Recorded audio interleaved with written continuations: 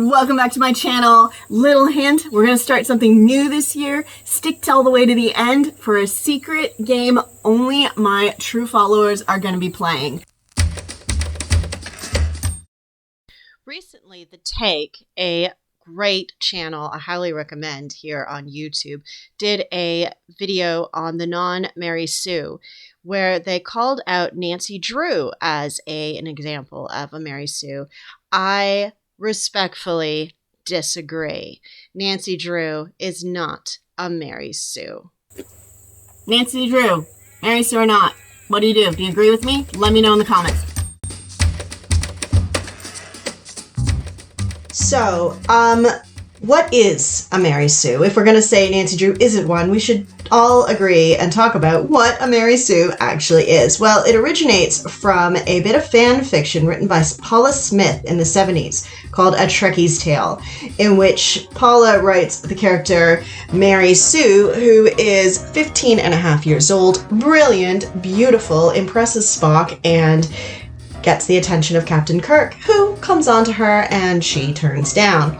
It was a satire of the fan fiction being written at the time, where people were putting themselves into stories and into their favorite television shows and books to see themselves in those spaces. And the thing about Mary Sue is she is smarter than everybody else around her. She is cleverer than everyone else around her. She is beautiful, she is perfect, she is strong, and she has become the name we talk about when we talk about a character who is basically a... So, what is a Mary Sue? If we're going to say Nancy Drew isn't one. So what's all that got to do with Nancy Drew? Well, in the video, The Take refers to Matthew Kadish, who outlined the 5 criteria for a Mary Sue.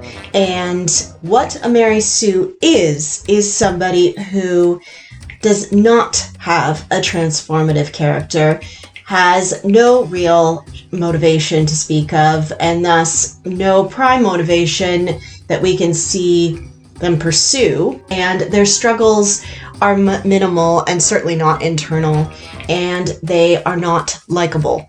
Well, that's just loaded, in my opinion. So let's see if this applies to Nancy Drew and whether or not we care. Now, possibly we could say that the classic Nancy Drew stories were not that of character-driven stories. They were more mysteries that needed to be solved, much like a certain other detective I could mention who was not transformed by his stories. His motivations were purely intellectual. There was no internal struggle to speak of, and he was, at times, not particularly likable. But, of course, we don't talk about that, do we? So, the original Nancy Drew, while maybe could be described as a Mary Sue, we would have to call similar characters from that time a Mary Sue as well. However, I think the recent update of the CW's Nancy Drew does not fall into this category, and let's see how the character is transformed through the course of the show, how her internal motivations are very, very evident, how she is constantly moving the plot forward. It's your fault to begin with, Nancy. I mean, look at us. Correct me if I'm wrong. Cause and effect. If I cause the curse, I will avert it too. I will find a way to save us all today. And that her struggles are both external and internal, and she, again, is not always likable, which apparently is a bad thing when we're talking about a female character. I'm going to do an entire video on this whole likability thing because I think it's completely toxic. However, in the new CW, Nancy's got the Drew crew, who are very, very capable, all on their own. Each one possesses a strength and a talent that is sometimes overlooked by Nancy in her single-mindedness, which would be her prominent character flaw.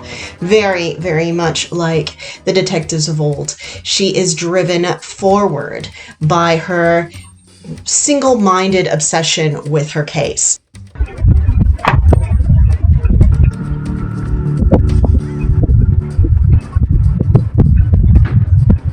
Hey, are you feeling better?